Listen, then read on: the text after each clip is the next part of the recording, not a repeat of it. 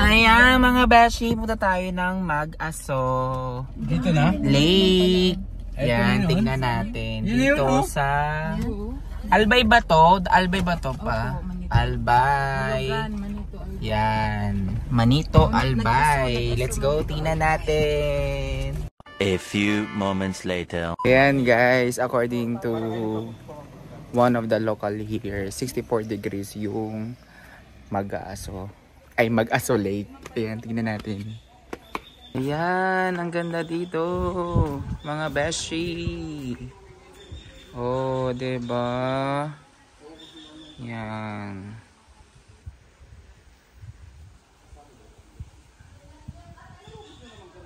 So, ito yung daanan guys. Yan, papuntang Mag-Aso Boiling Lake. At dala-dala ko ang batuta, di ba? Kasama ko ang batuta. Ang aking batang batuta. She is my younger sister. Let's go. So, ayan. Be careful daw kasi extremely hot water. Yan, huwag nyo iluloblob yung inyong mga paa or kamay. Ayan na. Ang ganda. Ay. Oh, diba? So, pwede daw iloblob yung kinyong mga paa. Ayan. Unti-unti lang po, mamaya makaka-adjust ng paa nyo.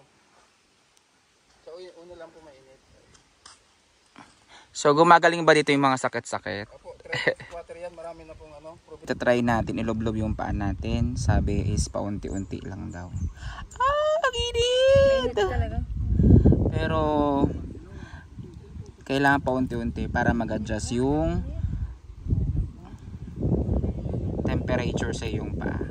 Or sa ma-absorb mo yung init. Mainit, di kaya niloblob. Sarap. Sarap. Sobrang init. Kaya nga boiling water eh. So kapag ayan no, may nakikita kong usok. Ayan. So mainit siya talaga. First time kong maka-experience na ganito ng boiling lake, guys. So susulitin ko na. Kasi 'di ba, minsan sumasakit yung paa ko, guys. May gout ako. So binababad ko sa mainit na water at salt. Diba? So ito, free babad. So para ka lang nag-sauna sa mainit na pool. Diba? Ang sarap. Dahan-dahan nga lang. Pwede mo maligo. Diba? Pwede yun. Sarap. Ang pala, pwede pa. Alin? Birthday, tapos kuha ka dito kung ano yun. Medyo healing water daw itong lake na to, sabi ni kuya. Kaya nagbabad na ako para mawala yung gout ko. How is it, ate? Init! Ayan, so thank you sa mga nag-subscribe sa akin sa YouTube vlog ko. Ayan, so please subscribe and like. Ayan, see you on our next adventure. Bye!